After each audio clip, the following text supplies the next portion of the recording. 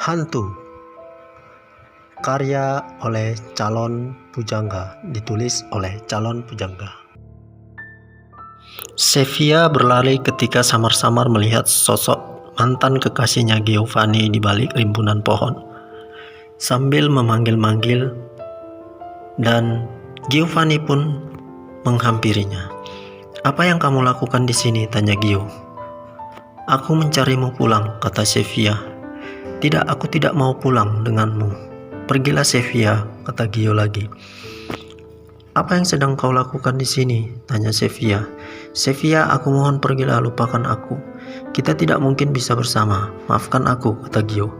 "Seharusnya aku yang meminta maaf, Gio. Dulu aku telah menyia-nyiakanmu," kata Sevia. Sevia pun menangis. Kelihatan di raut wajahnya ada rasa penyesalan. "Aku sudah memaafkanmu, walaupun hatiku begitu sakit kamu selingkuh dengan temanku," kata Gio. "Gio, aku sebenarnya sangat mencintaimu.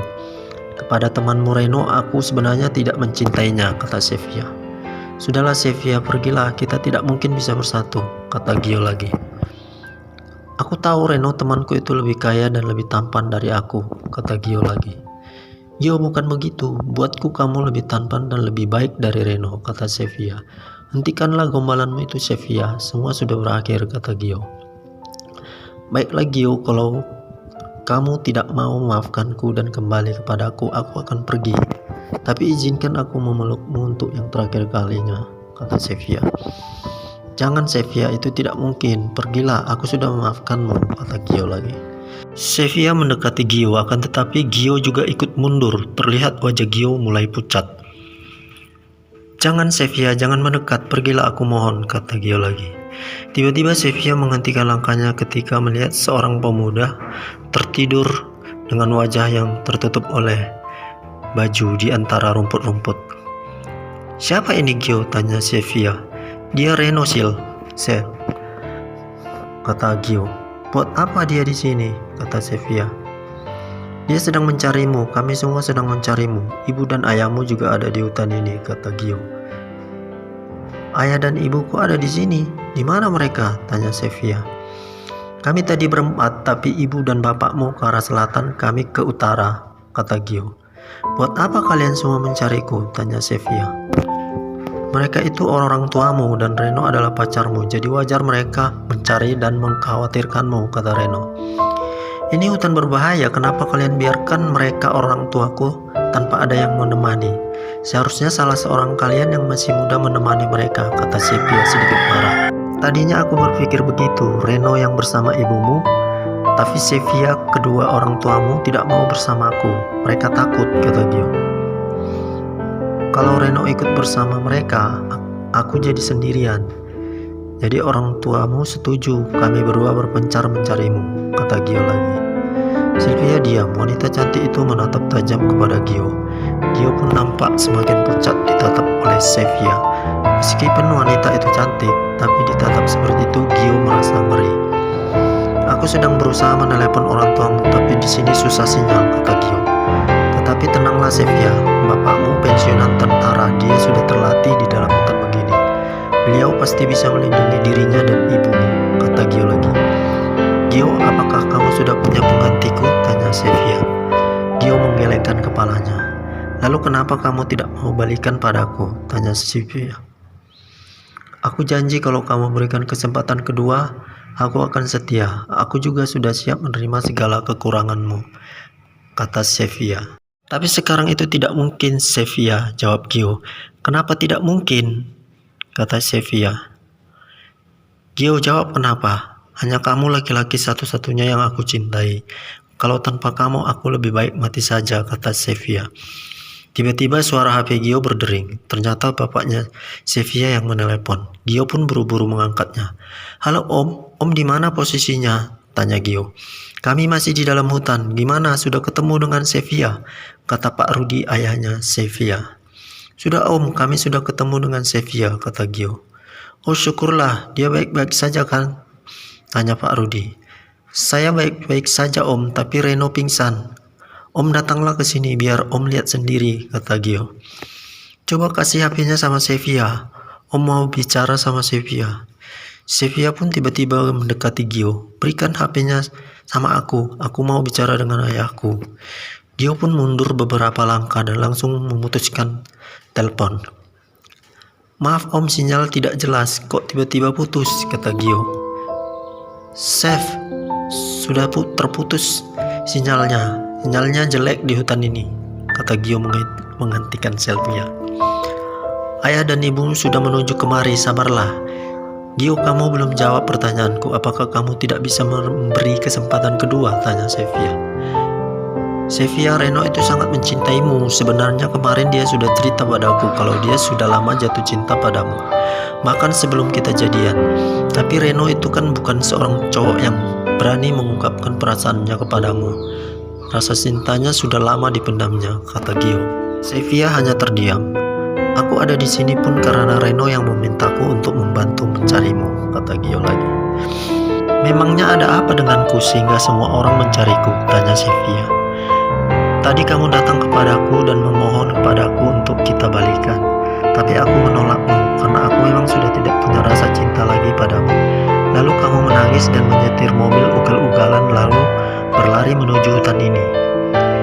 Reno ternyata melihat semua kejadian itu dan meminta aku untuk menemaninya mengejarmu. Dia sangat khawatir padamu, dia sangat mencintaimu. Dan tadi dia juga memohon jika memang Sevilla ingin balikan padaku, dia sudah rela dan dia juga sudah minta maaf karena merebut kamu dari aku. Reno pun tadi menelepon orang tuamu dan menceritakan semua kejadian kepada orang tuamu, sehingga orang tuamu datang ikut mencari," kata Gio menjelaskan. "Lalu kenapa Reno bisa pingsan?" tanya Sevilla. "Kita tunggu sampai orang tuamu datang ya," kata Gio. "Aku tidak bisa mengatakan sekarang. Aku sendiri tidak sanggup melihatnya," kata Gio. "Gio, sebenarnya aku sangat mencintaimu, tapi aku memutuskan karena aku takut aku tidak sanggup menerima kekuranganmu yang satu itu. Bahkan kedua orang tuaku pun tidak sanggup menerima kekuranganmu itu," kata Sevilla. "Kekurangan apa? Semua orang pasti punya kekurangan kan?" tanya Gio heran. "Iya, sebenarnya bukan kekurangan, tapi kelebihanmu yang mampu melihat roh-roh halus, hantu, jin, setan, dan makhluk-makhluk halus lainnya," kata Sevilla. Gio pun menatap Sevilla tanpa berkedip. Kelihatan mukanya masih pucat. "Apa kamu ingat waktu kamu datang apel ke rumahku? Lalu ketika ke toilet kamu tiba-tiba teriak-teriak ketakutan karena kamu bilang kamu lihat ada jin di kamar mandi. Ingat waktu kita camping bersama teman-teman, kamu tiba-tiba menjerit dan lari ketakutan meninggalkan kami," kata Sevilla lagi. Gio terdiam, tidak bisa menjawab semua itu karena semua kejadian itu semua masih diingat dalam pikirannya. "Bukan sekali dua kali kamu menjerit-jerit di rumahku karena melihat roh halus. Aku dan kedua orang tuaku sangat tidak nyaman dengan itu semua." Gio tiba-tiba menangis. Dia tidak kuasa menahan tangisnya. "Maafkan aku Sevilla, aku juga tidak mengerti mengapa aku punya kelainan seperti itu," kata Gio. "Dan orang tuaku memiliki keyakinan orang seperti kamu itu dahulunya karena orang tuamu atau nenek moyangmu penganut setan atau pernah belajar ilmu hitam. Terlepas itu benar atau tidak, tapi kami sangat tidak nyaman. Makanya orang tuaku sangat tidak setuju aku sama kamu," kata Sevilla. "Tapi sejak putus denganmu aku sangat sedih Gio. Aku selalu memikirkanmu, aku sangat sayang padamu Gio. Sampai akhirnya aku coba searching di Google dan tanya orang pintar. Dan orang pintar itu bilang kamu bisa disembuhkan. Itulah sebabnya kemarin aku datang minta balikan padamu. Gio, aku sangat sayang sama kamu," kata Sevilla. Gio pun kembali menangis. "Maafin aku Sevilla, aku bukan tidak mau balikan sama kamu. Bahkan Reno pun sudah merelakan aku balikan sama kamu. Tadi waktu di hutan, Reno bilang hanya aku yang kamu cintai," kata Gio masih terus menangis.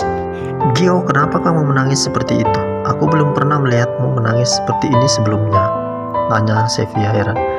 "Terus kenapa kamu bilang kamu tidak bisa balikan lagi Gio?"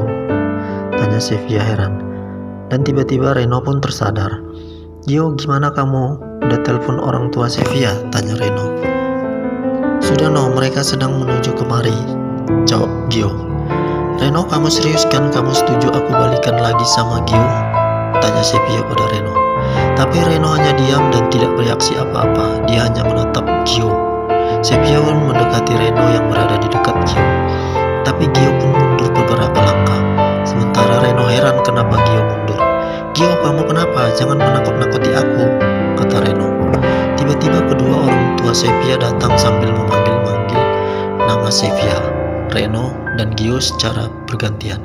Setibanya di situ, bapaknya Sevia langsung bertanya, "Mana Sevianya, Reno? Mana dia? Dia baik-baik saja kan?" tanya kedua orang tua Sevia. Sevia pun heran kenapa kedua orang tuanya tidak melihatnya, padahal dia berada tepat di samping Reno. Dia pun berlari hendak memeluk bapaknya. "Bapak, Ibu, Sevia baik-baik saja kok," kata Sevia mencoba memeluk bapaknya. "Tapi apa yang terjadi? Kenapa tidak bisa? Kenapa tubuhnya seperti menembus tubuh ayahnya?" "Tapi apa yang terjadi? Kenapa tidak bisa? Kenapa tubuh Sevia seperti menembus tubuh ayahnya?" Gio yang dari tadi memandangi kejadian itu terus menangis terseduh-seduh. "Gio, kenapa kamu nangis?" tanya bapak dan ibu Sevia heran dan terlihat wajah khawatir di raut wajah keduanya. "Mana Sevianya, Gio? Mana Sevia, Reno?" kata kedua orang tua Sevia. Sevia pun semakin heran kenapa mereka berkata seperti itu. "Jelas aku ada di sini," pikirnya. Reno pun menunjuk ke arah suatu pohon besar di belakang mereka yang jarak 30 meter dari mereka. Dan mereka berempat pun berjalan menuju pohon itu dan diikuti oleh Sevia. Dan betapa terkejutnya kedua orang tua Sevia melihat sosok mayat wanita yang gantung diri di atas pohon yang tak lain adalah Sevia, anak mereka. Seketika itu juga ibunya Sevia pingsan dan bapak Sevia pun terduduk lemas. Rupanya Reno pingsan karena melihat hal ini juga. Dia tidak sanggup melihat Sevia seperti itu karena dia sangat mencintai Sevia. Gio pun tak kuasa menahan tangisnya. Dia merasa semua ini adalah salahnya. Sevia pun ikut menangis terseduh-seduh dan dia ingin memeluk kedua orang tuanya, tapi apa daya. Bahkan melihat dirinya saja orang tuanya tidak bisa, apalagi memeluk dirinya. Cerita pun tamat.